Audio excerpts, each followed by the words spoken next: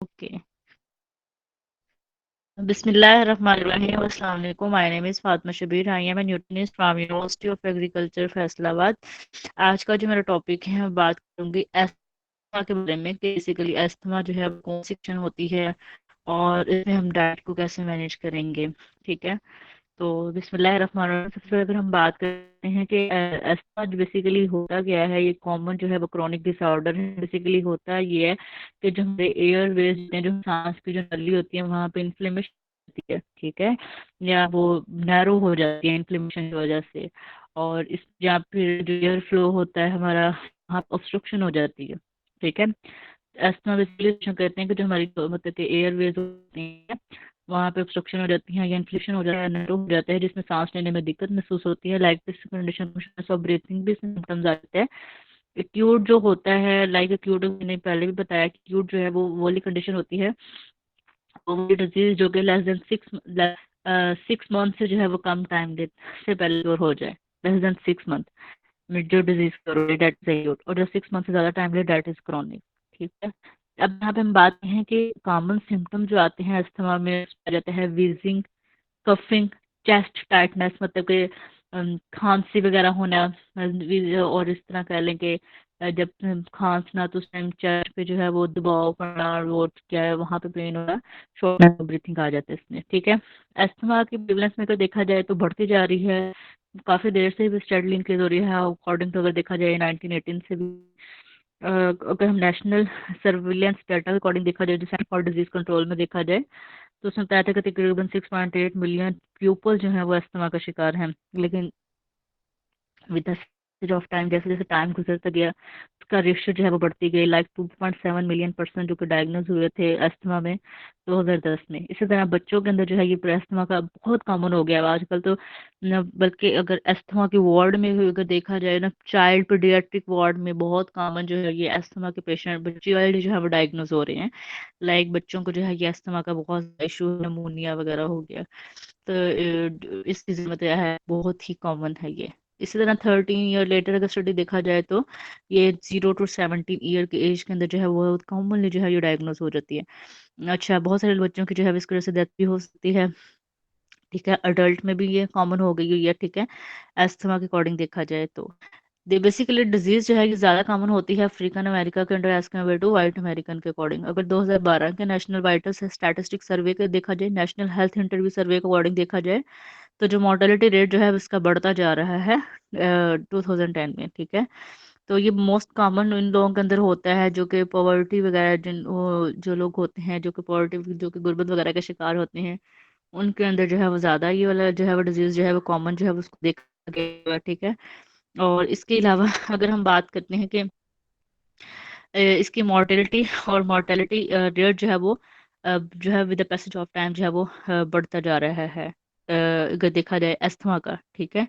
बहुत सारे लोग जो कि ऐसे कंजप्शन करते हैं, हाई फूड का ज़्यादा कंजप्शन करते हैं, जिसका काम करते हैं, उनके अंदर जो है वो अस्थमा जो है वो ज़्यादा जो है वो डायग्नोस हुआ है। इसके अलावा अगर हम देखा जाए तो इसका ट्रीटमेंट जो है वो कैसे किया जाए, जिनको अस्थमा वगैरह का इशू होता है, उसमें जो है वो लॉन्ग टर्म ट्रीटमेंट भी आता है कि इनहेलर भी जैसे दिए जाते हैं, या इनको कुछ ऐसी मेडिसिन दी जाती हैं जो कि इन्फ्लेमेशन को कम करती हैं। लाइक कॉर्टिकोस्टेरॉइड्स हैं, लॉन्ग एक्टिंग बीटा एगोनिस्ट हैं, ओरल कुछ मेडिकेशन दी जाती हैं, एक्यूट एपिसोड कॉर्टिकोस्टेरॉइड्स आ जाते हैं, बीटा एगोनिस्ट आ जाते हैं, इनहेल्ड ब्रोंकोडायलेटर्स आ जाते हैं। ब्रोंकोडायलेटर मतलब कि हम इस कंडीशन को कह देते हैं कि लाइक अगर ब्रोंकोडायलेटर जो है ना, एक मिनट, ब्रोंकोडायलेटर हम इस कंडीशन को कहते हैं कि जो कि हमारे ब्रोंकाई को जो है वो डायलेट, ठीक है, कॉन्स्ट्रिक्ट नहीं होने देती। ठीक है। इस तरह कुछ जो है वो बहुत सारे अस्थमा की और भी काफी सारे रीजन होती हैं। एनवायरमेंटल फैक्टर की वजह से भी हो सकते हैं, ह्यूमिडिटी रेगुलेटिंग का, ऐसा पेस्ट पेस्ट वगैरह के टाइम बहुत सारे लोगों को एलर्जी होती है ना, जैसे पोलन ग्रेन्स वगैरह हो गए, या कोई पेस्ट वगैरह, या एनवायरमेंटल फैक्टर्स की वजह से, या जैसे होता है डस्ट की वजह से वगैरह होती है, तो इसकी वजह से भी उनकी जो है वो शॉर्टनेस ऑफ ब्रीथिंग वगैरह हो जाती है, एयरवेज जो है वो कॉन्स्ट्रिक्ट हो जाती हैं। तो ये जो है वो इसमें एक जो है वो क्या आ जाएगा, कॉमन जो है वो इसमें जो है वो एक फैक्टर आ जाता है अस्थमा का। तो ये जो कि क्या करते हैं, बड़े लोग जो कि जैसे कुछ पोलन हो गया, मोल्ड, डस्ट माइट्स वगैरह की वजह से जो है वो बेसिकली देखा जाता है कि कौन सा ऐसा फैक्टर है जो कि उनको एलर्जी कॉज कर रहा है, अस्थमा की कंडीशन कॉज कर रहा है, एयरवेज जो है उनको कंस्ट्रिक्ट कर रहा है।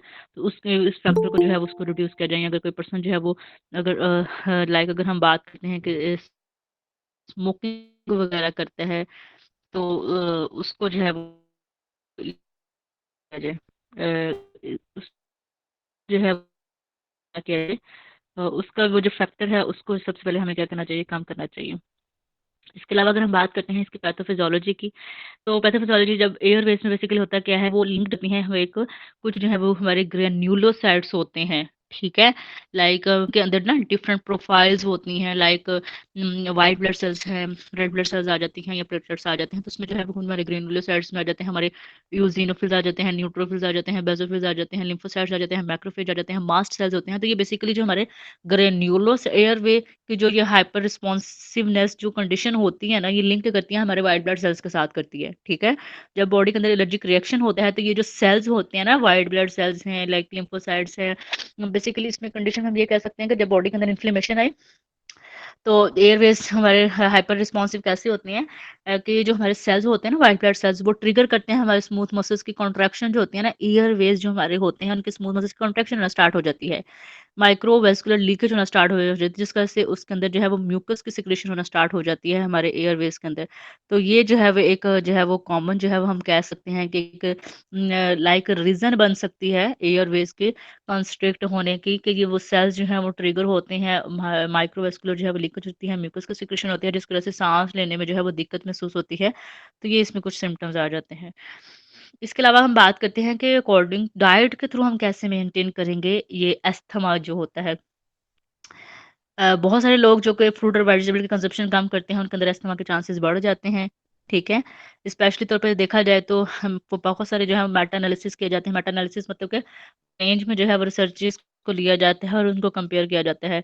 तो ये देखा गया है कि जो अडल्ट और बच्चों के अंदर जो है वो फ्रूट और वेजिटेबल्स का जो है वो इंटेक जो है वो बच्चे कम करते हैं, जिसकी वजह से जो है इनको जो है वो ज़्यादा जो है वो ये जो है इस कंडीशन का फेस करना पड़ता है, क्योंकि उनकी इम्यूनिटी वीक होती है, उनकी बॉडी के अंदर जल्दी जो है वो इन्फ्लेमेशन हो जाती है। तो ये किसकी ना एक जो है हम कह सकते हैं कि एक कॉमन जो है एक इसकी जो है वो रीजन बन सकती है। इसको क्या हो गया? इसके अलावा अगर हम बात करते हैं कि वो लोग जो कि इस कंडीशन में जिनको अस्थमा होता है, उनको जो है वो फ्रूट और वेजिटेबल्स का ज़्यादा इंटेक करना चाहिए, जो कि अस्थमा को जो है वो क्या कर सकता है, कम कर सकता है। इसमें नोटिफाई किया गया है कि एप्पल और ऑरेंज जो है वो एक अच्छा सोर्स है, हाई इंटेक किया जाए कम से कम दिन में ना एक वंस ऑफ मतलब कि एक कम से कम जो है वो एक टाइम पे जो है वो लाजमी जो है वो फ्रूट का इंटेक किया जाए। हाफ कप ले लेंगे, लेस कुछ फ्रूट हाफ कप ले लें, उसमें वेजिस का इंटेक कर लें, हाफ कप फ्रूट से हाफ कप वेजिस का ले लें। कॉम्बिनेशन में भी आप दोनों को ले सकते हैं, जो कि इंक्रीज करते हैं कम से कम एक दिन में जो है इसका ज़्यादा इंटेक लाजमी करना चाहिए, जो जो कि इंक्रीज करता है जो भी हमारा रेस्पिरेटरी वॉल्यूम जो होता है 1 सेकंड का, उसको जो है इंक्रीज करेगा, जो कि अस्थमा के चांसेस को कम करेगा और रिड्यूस करेगा जो भी स्वीजिंग वगैरह होता है। बहुत सारे लोगों को ये आता है कि फ्रूट और वेजिटेबल जो है वो अस्थमा के सिम्टम्स को जो है वो मैनेज कर सकते हैं। लाइक अगर हम बात करें फ्रूट और वेजिटेबल जो है वो रिवर्सली जो है वो रेट करते हैं वीज सिम्टम्स के साथ, वीज मतलब कि बच्चों को जो है छींके वगैरह आती हैं उसके साथ। तो अगर कोई पर्सन जो है वो फ्रूट और वेजिटेबल्स की कंजप्शन बढ़ा देता है तो उसके अस्थमा चांसेस जो है वो कम हो जाते हैं। लॉन्ग टर्म फ्रूट का अगर इंटेक किया जाए, लाइक अगर हम बात करते हैं कि 2 to 8 ईयर तक तो जो है ये सिम्टम जो है वो क्योर हो जाते हैं, ठीक है। बहुत सारे अगर लोगों को इशू होता है, अगर किसी और स्पेसिफिक प्रोडक्ट की वजह से, फैक्टर की वजह से जो है वो अस्थमा का इशू हो रहा है, तो वो उसका कोई इनहेलर वगैरह भी अपने एलर्जी को कम करने के लिए यूज कर सकते हैं, या उसकी प्रॉपर जो है वो ट्रीटमेंट भी जो है वो उसका ले सकता है। तो ये इसके जो है वो क्या आ जाती हैं, कुछ डिफरेंट जो है वो कंडीशन आ जाती हैं।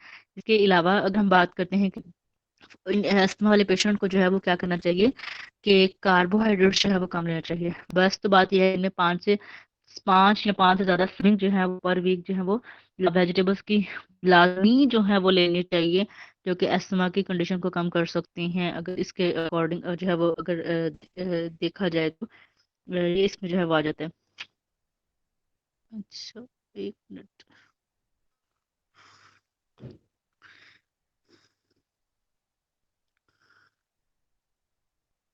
अगर हम बात करते हैं कि वो डाइट लेनी चाहिए जो कि फ्लेवोनाइड्स रिच हो, वेजिटेबल्स के अंदर फ्लेवोनाइड्स ज़्यादा होते हैं, ठीक है। बेस्ट तो ये है कि रॉ फॉर्म में टेक किया जाए, क्योंकि जब हम उनको कुकड करते हैं तो उनके बहुत सारे फ्लेवर जो हैं वो लॉस हो जाते हैं। तो बेस्ट तो ये है कि उनको ऐसा जो है वो रॉ फॉर्म में टेक किया जाए। तो ज़्यादा जो है कम से कम 5 से ज़्यादा सर्विंग वेजिटेबल्स, 2 सर्विंग फ्रूट्स की लाजमी जो है वो लाजमी जो है वो टेक करना चाहिए। 14 दिन तक इनको टेक करना चाहिए, जिससे जो है उनको मोस्टली जो है वो जो है वो जो वो सिम्टम्स जो है वो शो होने के। इस तरह सिट्रस फ्रूट जो है वो इनटेक जो है वो उनका लाजमी करना चाहिए, और जो प्रोड्यूस करते हैं ऐसा सिचुएशंस को दोनों के अंदर। और जो कुछ स्टडीज में आता है कि ये जो रिड्यूस करता है, जो प्रो इन्फ्लेमेटरी साइटोकाइंस वगैरह होते हैं उसको जो है ये क्या करता है, कम करता है। और जो एंटी इन्फ्लेमेटरी मार्कर्स जो कि कम जो है वो हो जाते हैं फ्रूट और वेजिटेबल्स के इंटेक करने की वजह से। और बेसिकली इसमें ये आता है क्या है कि जितना ज़्यादा हम फ्रूट और वेजिटेबल्स का इंटेक करते हैं तो उतना कम जो है वो होता है, जो न्यूट्रोफिल्स होते हैं एस्थमेटिक कंडीशन में वो क्या हो जाते हैं, कम हो जाते हैं। इसी तरह अगर देखा जाए डेयरी प्रोडक्ट और अस्थमा का क्या रिलेशन होता है, 2015 के में देखा जाए कि वो बच्चे जो कि ज़्यादा डेयरी का इंटेक करते होते हैं उनका जो है वो डेयरी कंजप्शन जो है वो रिलेट करती है इसके साथ, ठीक है। तो यहाँ पे आता है कि चीज़ की कंजम्पशन जो है वो उसको और ज़्यादा बढ़ाती है। तो बेस्ट तो ये किया जाता है कि लो फैट चीज़ जो है वो तो उनको जो है पर्सन को जो है वो रिकमेंड करनी चाहिए। तो यहाँ पे जो है ये पॉइंट आता है कि पर्सन को जो है वो बहुत ज़्यादा हाई फैटी चीज़ें जो है वो नहीं लेनी चाहिए। मतलब कि अगर हम बात करते हैं कि स्किम मिल्क वगैरह जो है वो उसका इंटेक जो है वो करना चाहिए। इसके अलावा अगर हम बात करते हैं और इसमें क्या आ जाएगा, अच्छा अच्छा, इसके अलावा जो है वो डाइटरी पैटर्न अकॉर्डिंग देखा जाए तो पर्सन को जो है वो वाली डाइट को फॉलो करना चाहिए जो कि वेस्टर्न जो है वो डाइट होती है, ठीक है। और लाइक इसमें हम फ्रूट्स आ जाएंगे, वेजेस आ जाएंगे, होल ग्रेन्स आ जाएंगे, लेग्यूम्स आ जाएंगे।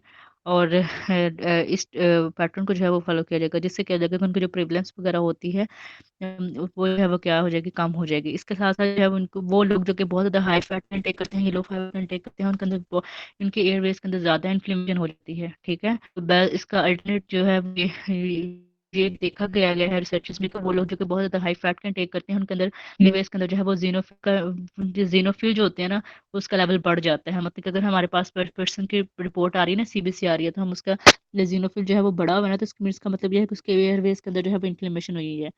तो ये जो है वे इसमें जो है वो आ जाएगा कि उसका मस्ट जो है वो जीनोफिल का लेवल जो है वो बढ़ा जाएगा इस्तेमाल वगैरह। तो इस पर्सन को हमने जो फैट है उसमें सैचुरेटेड फैट टोटल कैलोरीज जो है वो हमने 10% कैलोरीज जो है वो हमने फैट से लेनी है पर डे में, और 10% से कम होना चाहिए। सैचुरेटेड फैट जो है वो 10% से कम होना चाहिए। सॉरी, सैचुरेटेड जो है वो उसका कम 7% से जो है वो कम होना चाहिए, ठीक है। तो इससे ज़्यादा जो है इंक्रीज नहीं होना चाहिए जो फैट होता है, ठीक है। बेसिकली फैट जितना ज़्यादा हम इंटेक करते हैं वो हमारा जो इन्हांस करेगा साइटोकाइन की प्रोडक्शन को लंग्स के अंदर। इसके साथ इनको हमने प्लांट बेस्ड डाइट देनी होती है, लाइक फ्रूट वेजेस दें, होल ग्रेन्स दें, ठीक है। हाई फैट मीट जो होता है, मीट है, डेयरी प्रोडक्ट्स जो कि वो उनको जो है वो कम करना चाहिए, ठीक है। तो जैसे अगर हम बात करते हैं और हमने इनके साथ साथ जो है वो उनको फ्रूट्स और वेजिटेबल्स तो देने ही हैं, लेग्यूम सीरियल्स वगैरह, लेकिन ये जो मीट जो है वो हम इनको नहीं देंगे, ठीक है। मतलब कि अस्थमा के पेशेंट को जो है वो हम मीट जो है वो नहीं देंगे, रिकमेंड नहीं करेंगे, ठीक है। मेडिटेरियन डाइट को हम फॉलो करेंगे इसके लिए, ठीक है। मेडिटेरियन डाइट जो है उसमें जो है हमारे अकॉर्डिंग अगर देखा जाए तो 2015 से 2020 की डाइटरी गाइडलाइन जो अमेरिकन है उसके अकॉर्डिंग ये पता चलता है कि या कम से कम जो है वो 1.5 से 2 कप जो है वो फ्रूट्स करना चाहिए, 2 से 3 कप वेजिस करना चाहिए, जो कि क्रॉनिक डिजीज के चांसेस को कम कर सकते हैं। लेकिन अकॉर्डिंग टू 2015 के behaviour risk factor surveillance system के अकॉर्डिंग अगर देखा जाए तो उसमें ये है भी आता है कि हमें जो है वो 9.3% जो है वो वेजिटेबल्स की रिकमेंडेशन लाजमी जो है वो पर डे पे जो है वो लाजमी करनी चाहिए। तो ये जो है वो एक अच्छा जो है वो इसका एक जो है वो हमें रिजल्ट जो है वो दे सकता है। तो वो लोग जो कि बिल्कुल वेजिटेरियन डाइट पे उतरे होते हैं, जो कि एनिमल प्रोडक्ट को नहीं लेते, तो उनको चाहिए कि अपने वेजिटेबल्स जो है सोर्सेज उसको विटामिन B12 के सोर्स के थ्रू भी पूरा कर सकते हैं, ठीक है। इसके अलावा इनको हमने एंटीऑक्सीडेंट डाइट देनी है। काफ़ी सारे रिसर्चर्स जो है ये सजेस्ट करते हैं कि एंटीऑक्सीडेंट जो है वो प्लांट के अंदर होते हैं, जो कि रिड्यूस करते हैं एयरवे जो हमारे इन्फ्लेमेशन वगैरह हुई होती है, इंप्रूव करेंगे FEV जो वॉल्यूम हमारा होता है, जो भी इसके अकॉर्डिंग अगर देखा जाए तो। फ्लेवोनॉइड्स बेसिकली वेजिटेबल्स के अंदर होते हैं जो कि प्रोटेक्ट करेंगे अस्थमा के अगेंस्ट जो है वो प्रोटेक्ट करते हैं। इसके अलावा एंटीऑक्सीडेंट जो है वो वैसे मॉलिक्यूल्स होते हैं जो कि स्क्वेंच करेंगे, फिर रेडिकल्स को रिमूव करेंगे जो ऑक्सीडेटिव स्ट्रेस होता है। लंग्स जो है वो एक्सपोज हो जाते हैं एंडोजेनियस के तौर पर एनवायरमेंटल ऑक्सीडेंट को, और जो है वो बेसिकली होता क्या है कि हमारे लंग्स जो है वो एक्सपोज हो जाते हैं एंडोजेनियस के तौर पर एनवायरमेंटल ऑक्सीडेंट, जब बाहर से जो है वो टॉक्सिन्स वगैरह आते हैं जिसकी वजह से जो है वो एंटीऑक्सीडेंट का जो डिफेंस सिस्टम होता है वो जो है वो इम्बैलेंस हो जाता है, जिसकी वजह से ऑक्सीडेटिव स्ट्रेस हो जाता है, पल्मोनरी डिसफंक्शन हो जाता है। तो एंटीऑक्सीडेंट जो है वो ये इस जो इंटरसेप्शन हो रही है ना, इससे प्रिवेंट करेगा, रिपेयर करेगा, इफेक्ट होता है हमारा ऑक्सीडेशन वगैरह को, जो सेलुलर डैमेज वगैरह होते हैं उससे। कुछ एंटीऑक्सीडेंट जो है वो प्रोड्यूस होते हैं हमारी बॉडी के अंदर एंडोजीनसली होते हैं, लाइक कुछ जो है हमें बाहर से लेने पड़ते हैं, लाइक डाइट के थ्रू डाइटरी एंटीऑक्सीडेंट में आ जाते हैं vitamin E, vitamin C, carotene, आइजोबिक, क्विनोन, फ्लेवोनॉइड और सेलेनियम आ जाता है, जो कि हमें बाहर से डाइट से लाजमी जो है वो इनका टेक करना चाहिए। ठीक है। इसके अलावा हमने जिनको अस्थमा का इशू होता है इनको हमने वो डाइट देनी होती है, like vitamin E rich diet देनी होती है।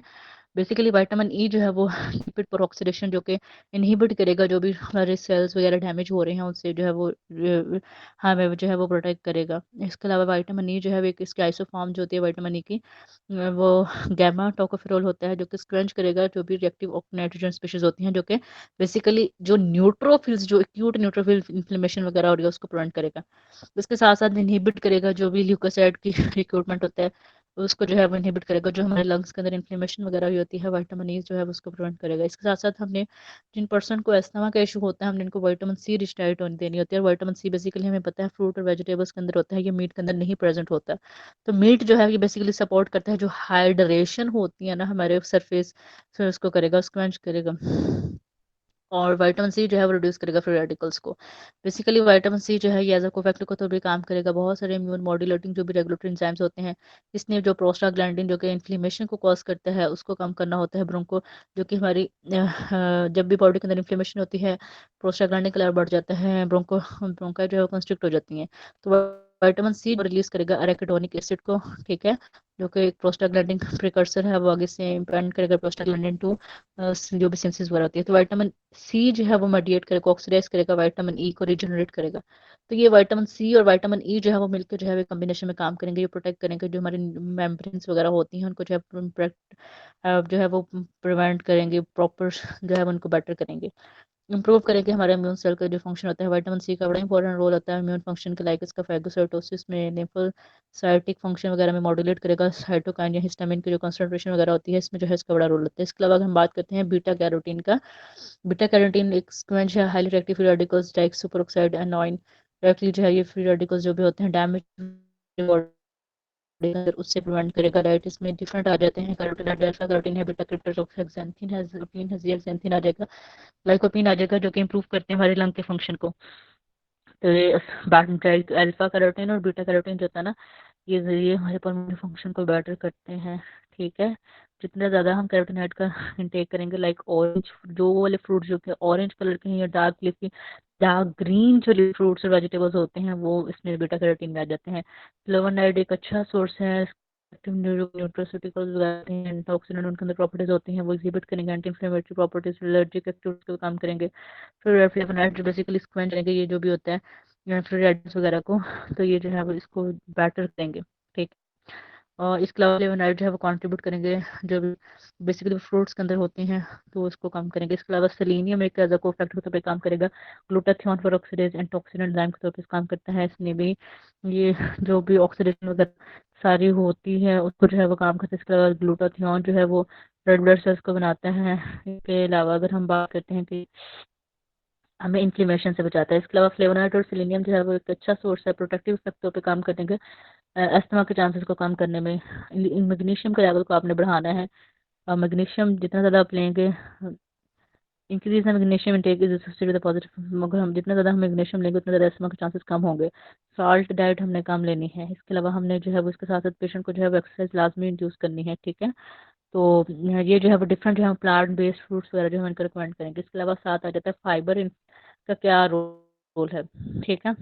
फाइबर कैसे रोल प्ले करेगा, फाइबर का इंटेक जो है वो पॉजिटिवली इंप्रूव करेगा इसके फंक्शंस को, काम मतलब कि फाइबर का इंटेक जो है वो मतलब कि जितना ज़्यादा हम फाइबर का इंटेक लेंगे उतना ज़्यादा जो है वो चांसेस कम होंगे, अस्थमा वगैरह के चांसेस को कम करेगा। एंटीऑक्सीडेंट एंटी इन्फ्लेमेटरी प्रॉपर्टीज देते हैं, जितने भी होल ग्रेन्स वगैरह होते हैं ना वो हमें जो है वो एंटीऑक्सीडेंट प्रॉपर्टीज देते हैं, ठीक है। कुछ स्टडीज़ में ये आता है कि फाइबर का इंटेक जो है प्रो इन्फ्लेमेटरी जो मार्कर्स होते हैं लाइक इंटरल्यूकिन 6 है, ये सारे निक्रोसिस फैक्टर रिसेप्टर जैसी रिएक्टिव प्रोटीन वगैरह जितनी भी बॉडी के अंदर इन्फ्लेमेशन वगैरह काज करते हैं उनको कम करेगा। तो अगर कोई पर्सन जो है वो रिकमेंडेड फाइबर इतना लीटर 25 ग्राम पर डे, वोमेन और मैन जो है वो 38 ग्राम पर डे लाजमी जो है वो लेना चाहिए। एंटी इन्फ्लेमेटरी जो है वो प्रॉपर्टीज देकर इन्फ्लेमेशन को कम करेगा, इसको जो है कम करेगा। अकॉर्डिंग अगर हम बात करते हैं तो उसने बेसिकली कहा था कि हमारे गट के माइक्रोब्स जो होते हैं उनको जो है उसने बेटर करना होता है, इन्फ्लेमेशन वगैरह जो भी इसमें सारा आ जाता है, ठीक है। तो ये हमारे गट के जो माइक्रोबियोम्स जो वगैरह होते हैं फाइबर ने जो है उसको जो है वो बेटर करना होता है। इसके अलावा अगर हम करते हैं, अच्छा इसके बाद जो हमारा बात करते हैं कि इसके अलावा अगर हम बात करते हैं कि नेक्स्ट जो,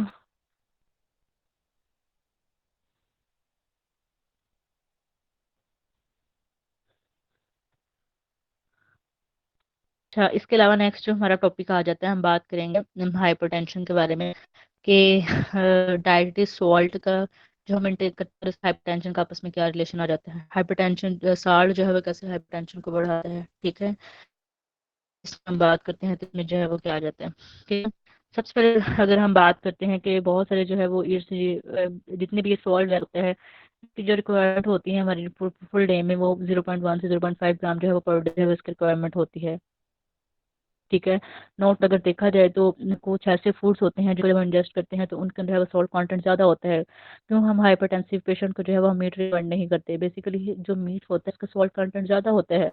उसका सॉल्ट कंटेंट अगर देखा जाए पर पाउंड में जो है वो 0.6 ग्राम जो है वो इसका सॉल्ट कंटेंट है वो बड़ा होता है, ठीक है। तो फिर देख बेसिकली अगर देखा जाए तो फिर जो है वो सॉल्ट जितने भी ऑर्गन मीट्स वगैरह होते हैं या जितने भी अगर हम कहते हैं कि आर्गन मीट लाइक और उसमें जो है वो आ जाता है हमारे जो भी चीज़ें लीवर आ जाता है, किडनी वगैरह आ जाता है, उसमें जो है वो अगर देखा जाए तो साल्ट जो है वो स्किन ज़्यादा आता है या जितने भी पैक्ड जो चीज़ें वगैरह होती हैं उनके अंदर जो है वो सॉल्ट ज़्यादा होता है, ठीक है। तो इस लिहाज से जो है वो ये आता है कि जितनी भी ये वेजेस वगैरह होती हैं इनके अंदर नेचुरली जो फॉर्म में जो है वो ऑर्गन फॉर्म में जो है वो सॉल्ट प्रेजेंट होते हैं, हम इनके अंदर जो है वो सॉल्ट का जो है वगैरह उसको जो है वो स्पेशली तौर पे है ऐड नहीं करना चाहिए कि जब हम इनको कुक करते हैं तो सॉल्ट जो है वो उसमें से रिलीज हो जाता है, ठीक है। तो बेसिकली इसके अलावा अगर हम बात करते हैं कि साल्ट जो है नो डाउट एक मिनरल है, इलेक्ट्रोलाइट है, हमारी बॉडी के अंदर इसका बड़ा इंपॉर्टेंट रोल होता है। और साल्ट के अकॉर्डिंग हम देखा जाए तो एक इंपॉर्टेंट न्यूट्रेंट है हमारी बॉडी का, जिसमें हमारी नर्व्स को हेल्प करना होता है, लाइक हमारी जो नर्व्स ट्रांसमिशन वगैरह होती है ना, जो मैसेज ट्रांसफर हो रहा होता है उसमें सोडियम का बड़ा इंपॉर्टेंट रोल होता है। मसल्स के फंक्शन के लिए इसका बड़ा इंपॉर्टेंट होता है, हमारे वाटर के और हमारे जो फ्लूइड को बैलेंस करने के लिए बॉडी में वो सॉल्ट का जो है वो इंपॉर्टेंट बड़ा रोल होता है। लेकिन यहाँ पे बेसिकली आता क्या है कि जब हम बहुत ज़्यादा साल्ट का इंटेक करते हैं, ठीक है, तो इससे बेसिकली होता क्या है कि हमारे भी जो है उसको बहुत ज़्यादा जो है इस पे वर्कआउट करना पड़ता है, बहुत ज़्यादा उसको जो है वो इसको एक्सक्रीट आउट करने के लिए लास्ट साल्ट को जो है वो ज़्यादा फ्लोट करना पड़ता है, जिससे जो है वो हमारी किडनी पे भी इफेक्ट हो सकता है। तो हमारा एक मेन ऑर्गन जो सिस्टम अगर देखा जाए तो जो कि ज़्यादा जो है वो इफेक्ट करता है सॉल्ट, ज़्यादा सॉल्ट इनटेक करने की वजह से उसमें जो है वो हमारा कार्डियोवास्कुलर सिस्टम आता है। बेसिकली जब हम बहुत ज़्यादा सोडियम जो है वो इनटेक करते हैं जिसकी वजह से हमारा बीपी जो है वो क्या हो जाता है, हाई बीपी जो है वो जो है इससे हाई हो जाता है, ठीक है। तो जब भी हम सॉल्ट की जो है वो चेंज करेंगे, इनटेक को चेंज करेंगे, तो तब भी जो है वो हमारी आर्टरियल जो ब्लड प्रेशर होता है उस पर बड़ा इफेक्ट आता है, ठीक है। तो जब भी हम सॉल्ट के अंदर जो है वो अपना जो है वो ज़्यादा जो है इसमें इनटेक करेंगे तो इस पे जो है वो होगा। बेसिकली कुछ रिसर्चेस में जैसे अकॉर्डिंग टू देखा जाए चाइना में डॉक्टर के अकॉर्डिंग अगर देखा जाए तो ये है कि अगर हम ज्यादा सॉल्ट का इंटेक करते हैं तो हमारी जो पल्स होती है, पल्स जो होती है वो स्टिफन हो जाती है, वो हार्ड हो जाती है, ठीक है। मतलब कि हम क्यों जो है वो हाइपरटेंसिव पेशेंट को कहते हैं कि आपने सॉल्ट का इंटेक नहीं करना हुआ है, क्योंकि